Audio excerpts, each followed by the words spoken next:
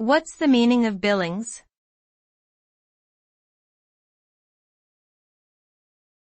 Billings.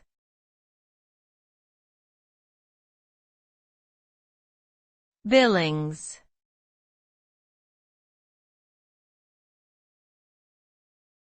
Billings.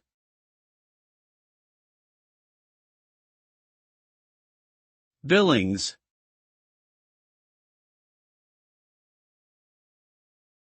Billings is a city located in the state of Montana, United States. It is the largest city in the state, with a population of over 100,000 residents. The city is named after Frederick H. Billings, a former president of the Northern Pacific Railroad.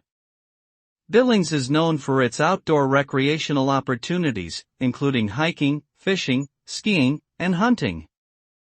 It is also home to several museums, art galleries, and cultural institutions.